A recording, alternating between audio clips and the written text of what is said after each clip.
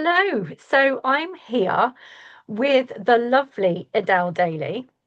Now, I met Adele 3 years ago, something like that, Yeah. when we were doing our master practitioner training in domestic abuse.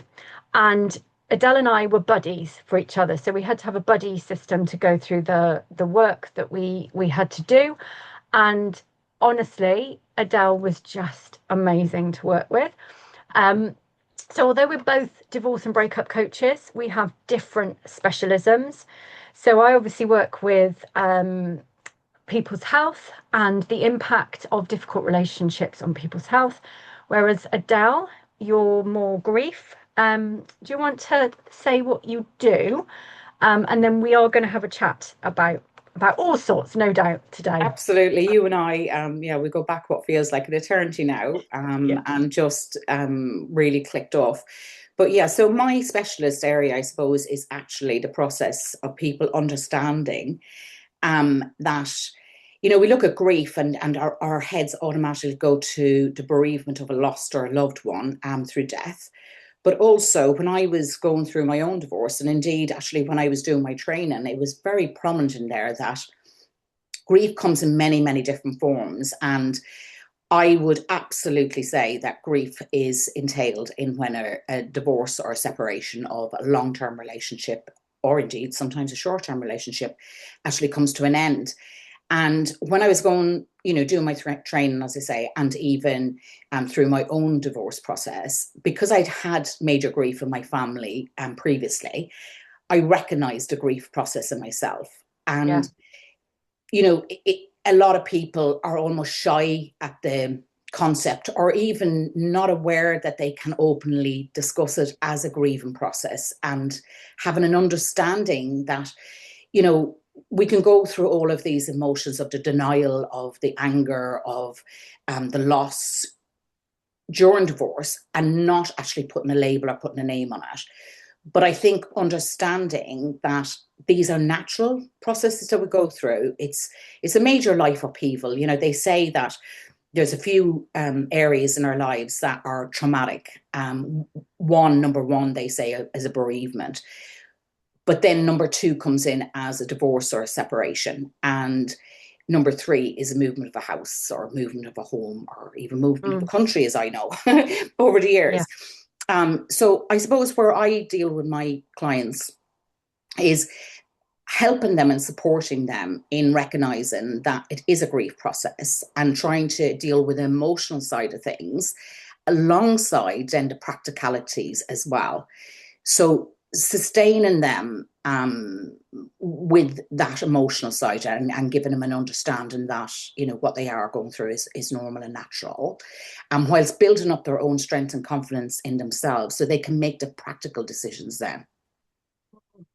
And I think, I mean, that's great. And we people don't think about the grief. Like you and I have talked about, we both instigated our divorces, and um, everybody, when my decree absolute came through, was like, "Yay, congratulations!" I didn't feel like that. No, and neither did I I. didn't feel And like I that at all. Yeah, and I think there's a huge expectations on from the outside world. Yes, this, like you and I instigated our divorces, but it doesn't mean that it doesn't have that level of loss that you're building a long-term relationship. Now I would say my grieving process actually probably started through within the marriage itself. um so, but I didn't recognize it as then. And bizarrely, I'd gone through, like I say, major life grief with both my parents passing away as well in my life. Um, but it wasn't until I had time to actually settle myself and actually look back in hindsight and go, oh, Jesus, I was actually grieving the relationship before it actually came through. And then there's this expectation from society, like you say, that, and your network, that you should be over the moon, sure, you got over it. Well, it's not that easy because our lives No. change dramatically. Well, and also, you don't get married to get divorced. You Absolutely. don't do that. You have this idea of, when obviously you do your vows, you do your vows and you think that that is going to be it. And I mean, I work with a lot of people before the divorce comes about. People will come to me with you know, wondering whether they should separate and they don't know what's happening and they've got symptoms and things. And actually, there is that time, however long it might be, before you decide you want a divorce, is hugely grief-ridden, guilt-ridden, humiliation, all sorts of emotions that come up in before. And so I would agree that the whole process before you say you want a divorce is horrendous. And I Absolutely would horrendous. say the impact, like you're saying as well, on your actual physical health. So it's the Yeah. emotional level, which is gain an understanding on that. But I actually think on the physical as well, it has, stress. A majority of us know that stress has a profound impact on our health and our well-being. Yeah. To even function in the normal day, whether we're going to work or, looking after the kids and everything like that, all of those things, we're trying to sustain ourselves and put our best foot forward. And also during that time, I think with holding it together before you actually make the ultimate decision, you have this persona that sure everything is grand, to Yeah. the outside world. And I do think, Bex, having a safe and secure place to actually offload that almost Yeah. burden with somebody else in a confidential space so that you can actually get your own footings on what is right for you going Yeah. forward. Because a lot of us don't want to actually burden neither our family or even put them in a state of worry that things are not right. So we put on this. But inside, like our physical health is definitely Oh, being yeah. affected, impounded. Um, and even just the normal concentration levels, like even in work. I mean, gosh almighty Mhm. tonight, with my background and coming from HR and stuff, I remember thinking, gosh, I was around a really, really good team who supported me, but I wasn't open enough. They knew there was something wrong. But I didn't feel like that was my personal life and this is my work hat life. You almost keep on the professionalism, don't you? And I think the thing is, if you are divorcing a difficult person, um, the people that I work with are divorcing really tricky people. Most friends and family have no idea how to deal with it. Whereas you and I can go, well, that's the playbook. That's what they all do. It's not Yes, surprising that they're yes, doing this, but yeah. friends and family usually have no idea. And hence that whole, when you do get the divorce, they'll say, congratulations. And you've just been through possibly court and all sorts of stuff that is really, really difficult.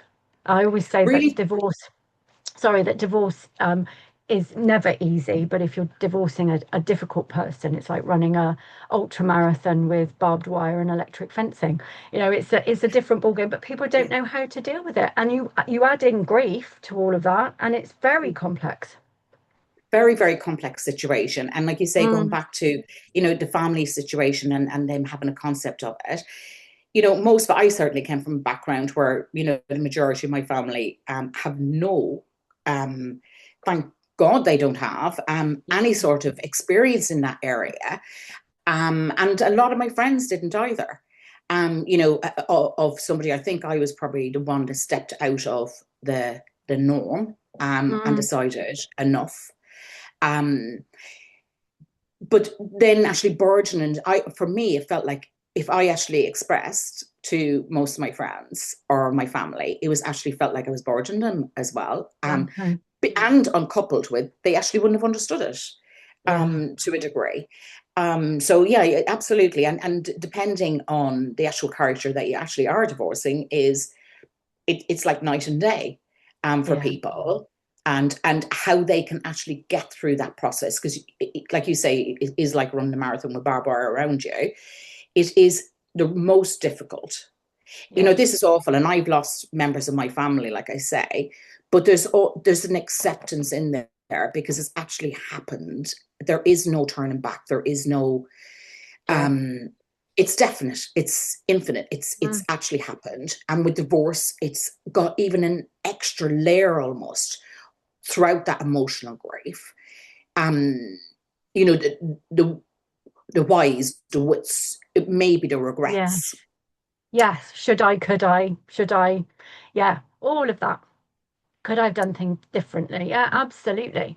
And especially if you've got children involved, that adds another layer of It's grief brutal. that this Yeah. is impacting their life. I always think, we learnt with our training, and I should say that, I've seen things online about people saying, oh, divorce coaches just because they're divorced. You and I have done accredited training, and our further training was accredited by a domestic abuse charity. So we've got some really good training behind us. It's not just we've decided to become divorce and Absolutely. breakup coaches Yeah. because of our own situation.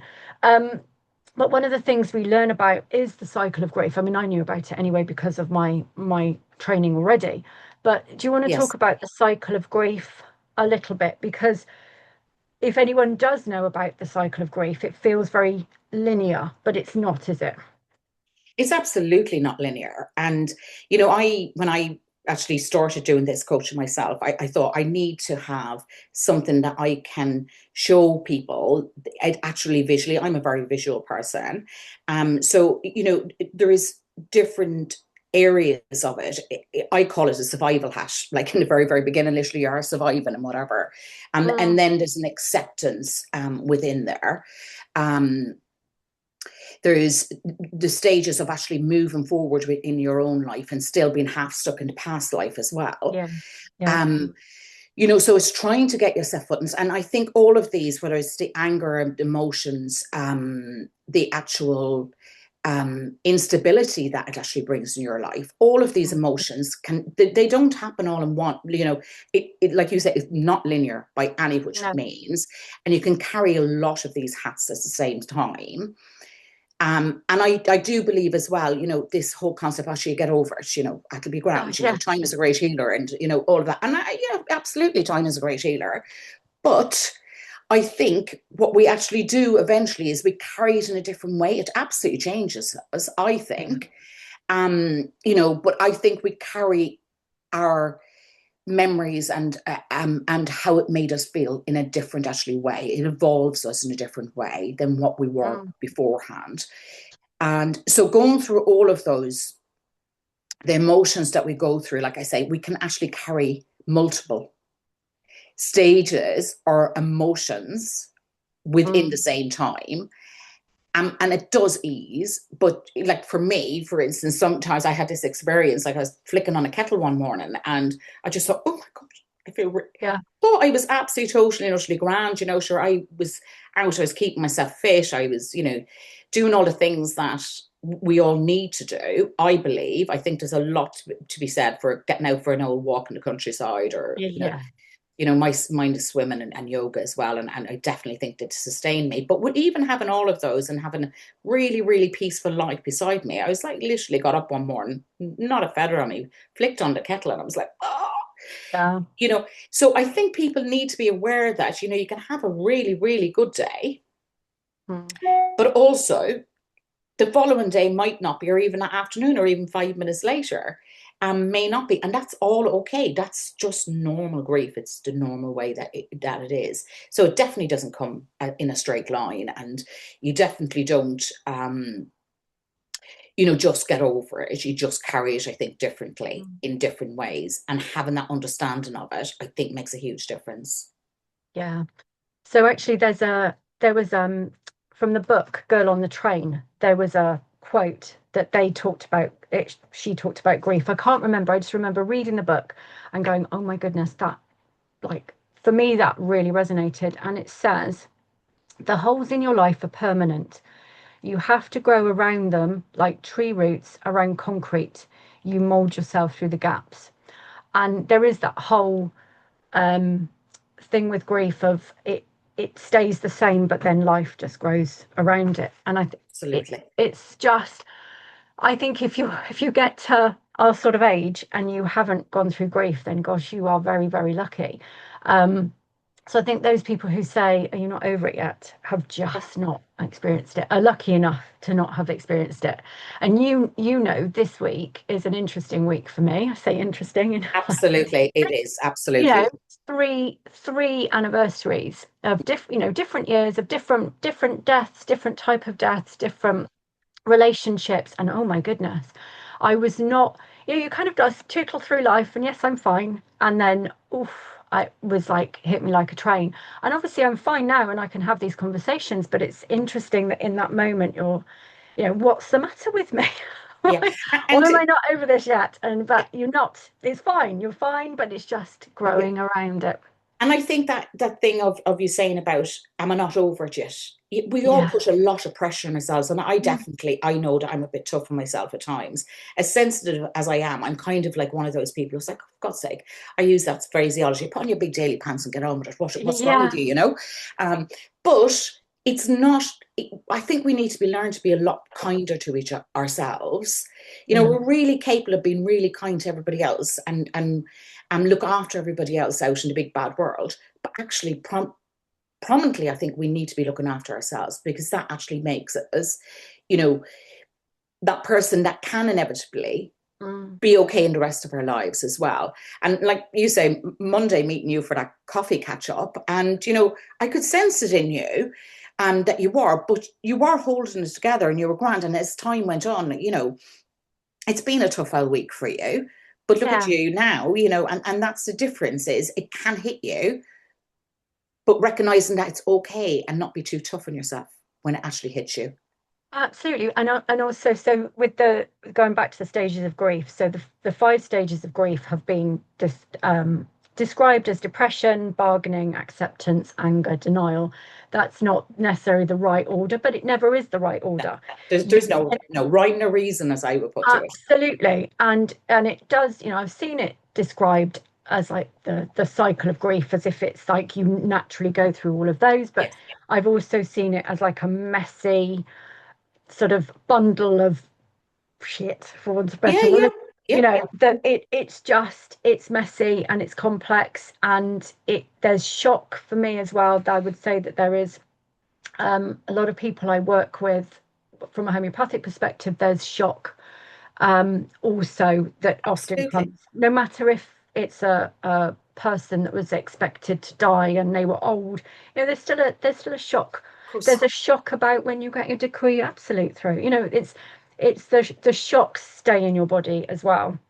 And there's a really lovely homeopathic remedy called Natrum muriaticum, and that is very much the stiff British upper lip. We're fine. I'm fine. I'm fine. And And that's the actually, society we're brought up in, right? yeah, It's like, yeah, shit, it get is. on with it.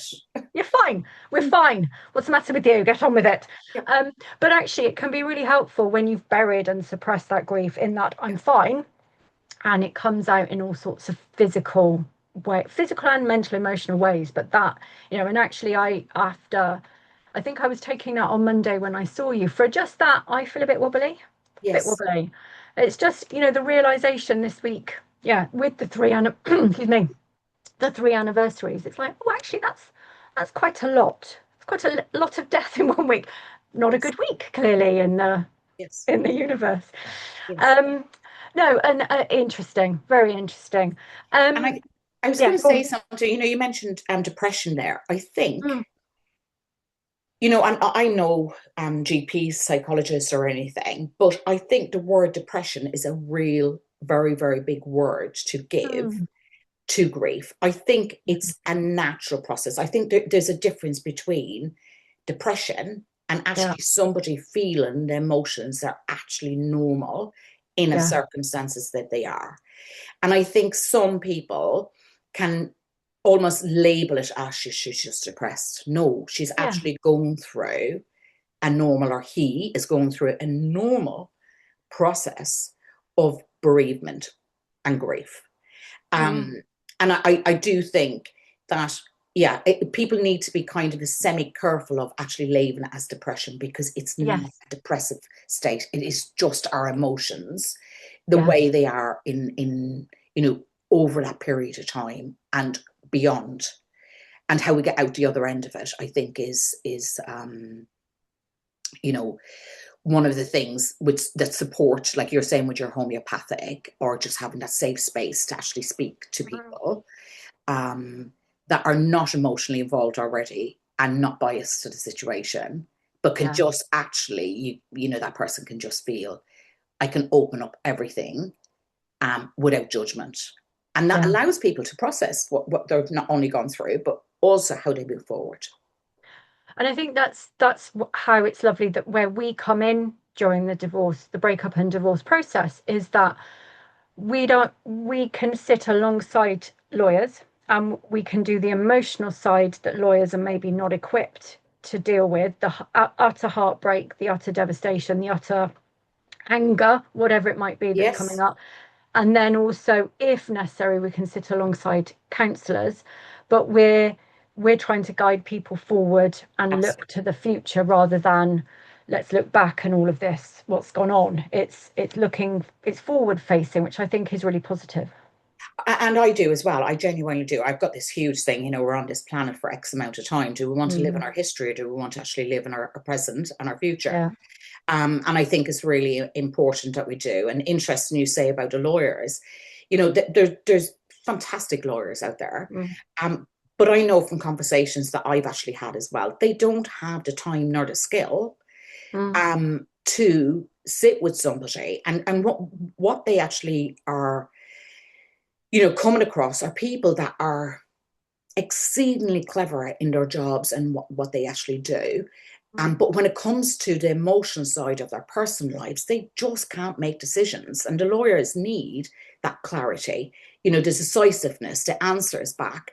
But if your head is in, gosh knows what emotional state, you're not Yeah, in a clear way of actually making any decisions. And sometimes you can actually do yourself an injustice because you almost want to push it away and go, yeah, I should just do that. yeah, And sometimes reflecting back, people have made decisions that were easier in that moment of time because they just couldn't think clearly and yeah. have that steadiness beside them as well. Um, so they can make the right decision for themselves for the future, really. And also, yeah, absolutely. And I think, you know, we are cheaper than lawyers, Oh, actually. God, cheapers, yeah. You know, people could be spending, round here, £700 an hour Absolutely. on a lawyer, Yeah, and it's all about the emotion, whereas we can sit beside them, deal with the emotional side of it, yeah, and help them see a way forward so that they then can make those discussions with lawyers much more productive. yeah. So they're getting more money for their Worth. lawyer, really, whatever Yeah, they're doing. Yeah, yeah, get more worth out of that's what the they're word. actually That's the spent. Yeah, word. no, Yeah. don't be worried. But I absolutely believe that because, an hour sat in a lawyer's office or even an email, gosh, one email, we all know Yeah. the cost of that. Yeah. So absolutely. And, they're not there. Like I say, it's not a criticism to the lawyers, but they do need actual facts, figures, and Mm. decisive decisions that are going to set you up for the rest of your for your future. And if you're not emotionally coping with actually what's actually happening inside of you, none of us can think clearly in that moment No. in time and make those decisive decisions that are needed by them.